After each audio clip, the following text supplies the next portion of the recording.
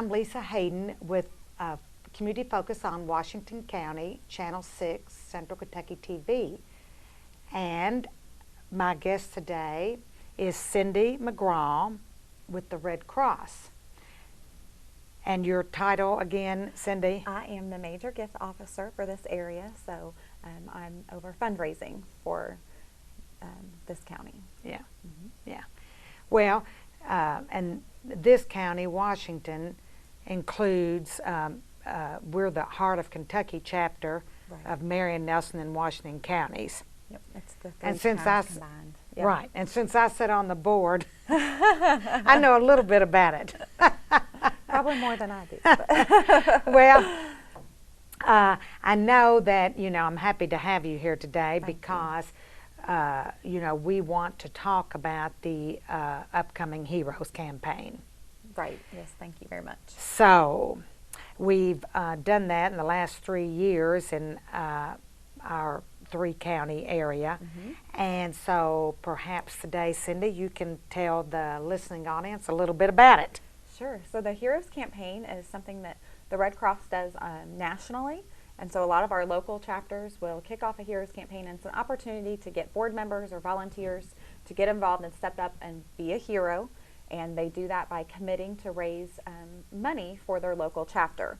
So, and you can become a hero by donating $1,000 or raising that money. You don't necessarily have to give it all yourself, but you can get it support from individuals or employee engagement, local organizations, businesses, associations, schools, whatever the case may be, to raise that money. And it's, a lot of times we say that a hero doesn't always necessarily come with a cape on their back, but a hero is someone who steps up in their community and, they're able to assist families that have just gone through a home fire in the recovery process. They're able to donate blood to a hospital patient that needs blood. They're able to help give a lending hand to our services to Armed Forces Arm that helps veterans and military men and women, or they're able to give financially. So this provides an opportunity for people to get involved with the Red Cross and step up financially and step up as a volunteer as well. Yeah, I'm certainly glad that you mentioned that aspect because I know in our county we definitely need volunteers. Yeah. And something, I've worked on and been committed to doing is having enough volunteers to man if we had to set up a shelter, an emergency shelter in the event of an emergency. Right. And it's just a matter of time. Absolutely. When something like that happens. Absolutely. Kentucky has surprisingly some of the most disasters in our nation. And, as a nation, we respond to about 70,000 disasters a year. Over 63,000 of those are single-family home fires. And in this area, local community, there's been 22 fires that we've responded to date, where we've helped families, get back up on their feet and on the road to recovery. Just this year? Yes, yeah. Just since January of 2016? Right, yeah. Yeah. So, and people don't realize that about the Red Cross, that we respond to every fire that there is and provide that lending hand. And we do need volunteers to do that. And, in Kentucky with flooding, with tornadoes, with ice storms, we respond to a lot of disasters, and we need to be prepared for those situations. And we can't do that without the generous financial support from our donors and without volunteers to step up and be willing to help. Yeah. And I think, as you mentioned before, the monies we raise, all goes in one big pot, but more comes back into this area than is actually than what we raise. Than what is raised. Yeah, and that's true. That's true for this area, local community, but that's true for the whole state of Kentucky as well.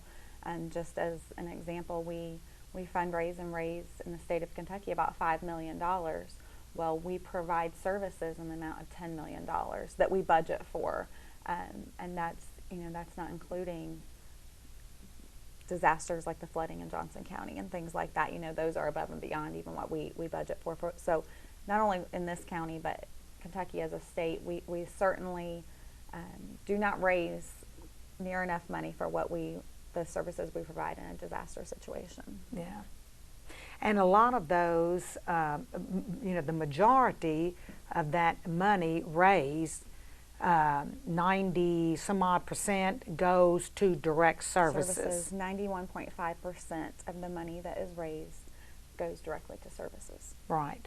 Which is, you know, is an incredible, very low overhead for any nonprofit. So we're very proud of that at the Red Cross. Right.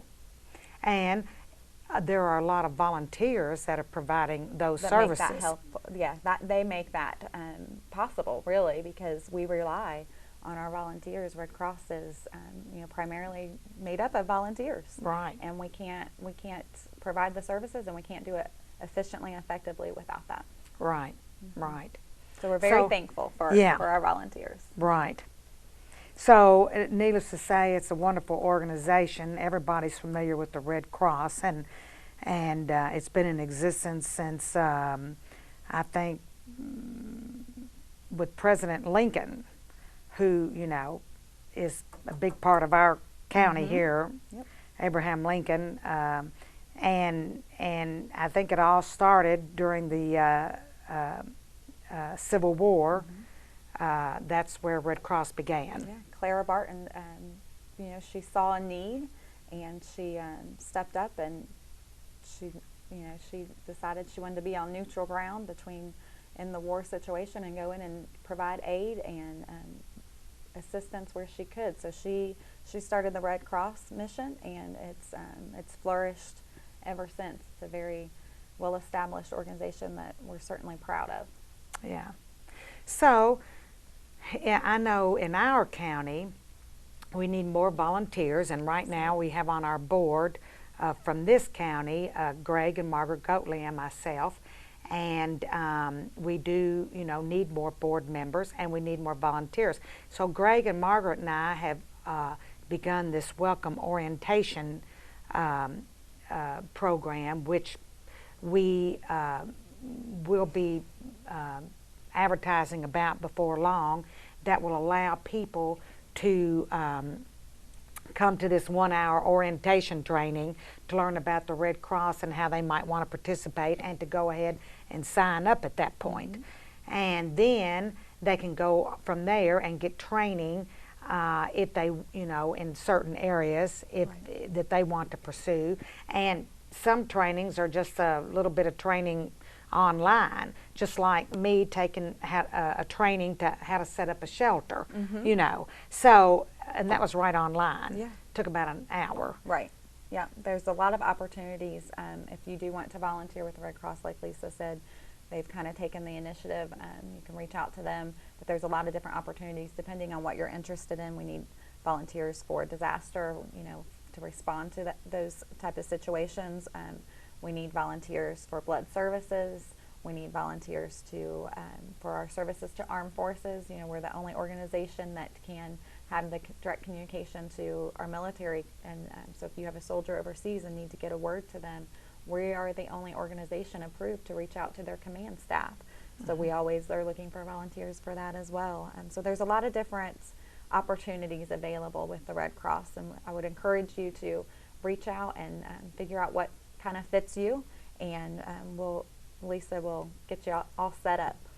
I'll be glad to. And of course, if you want to donate, now I know that you can get online and donate directly, and have it. Now,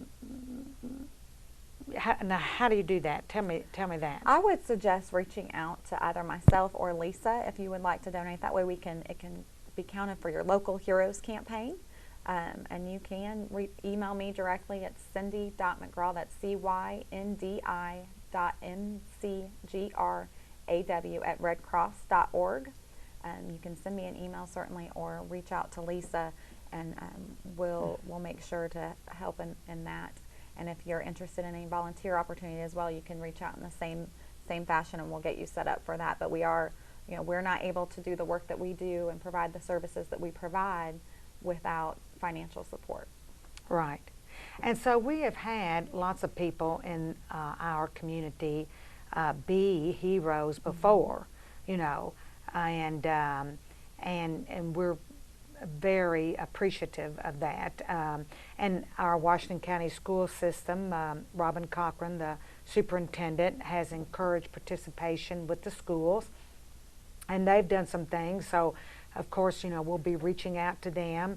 And then, you know, Dr. John Isaacs has been a hero, and the Attorneys Association, and several different businesses here, Lynn and Susan Spalding. I can't even, you know, there's lots of There's so people I'm many. leaving Yeah. out. But they have all been very supportive of the Red Cross, and we have a generous community, and needless to say, we certainly need those donations and lots more. Absolutely, absolutely. We're very thankful for those that have stepped up in the past, and we're hopeful that they will continue to do some, and we'll get some new supporters this year as well. Right. So you can count on maybe seeing Cindy or her coming by. But if there's anyone that would like to Yes. contact me, Lisa Hayden, you're welcome to contact me at 859-285-0099. And also Margaret Goatley, who is at the Springfield State Bank, and Greg Goatley, who has an attorney's office here. You can contact either of them and to donate or to volunteer, either one. Absolutely. Yep. Yeah.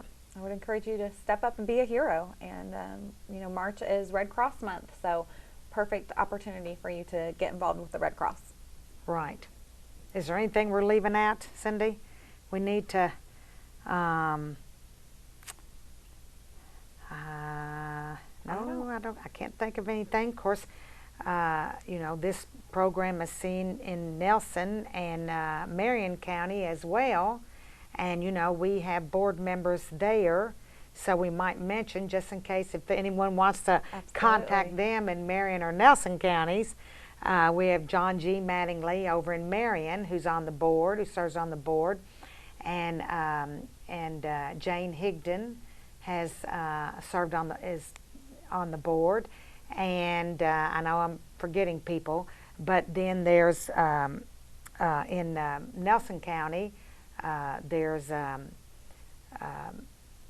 Gary and Gary Bishop, and then Fred Hagan, who just went off of the board, but I'm sure Fred'd be happy to take your money because he's still very involved with the Red Cross. He's very involved Yeah. with the Red Cross, yeah, in other capacities, and so I can't even think who else, but yeah, and you always, you know, I cover all of that area, so feel free to reach out to me. I'd be more than happy to get you connected to the right people, or sit down and have a conversation with you about, you know, the work that we're doing locally and just as the American Red Cross in general. yeah. Thank you for your time, Lisa. Well, thank you, Appreciate Cindy. it. Appreciate you being here. Thank you.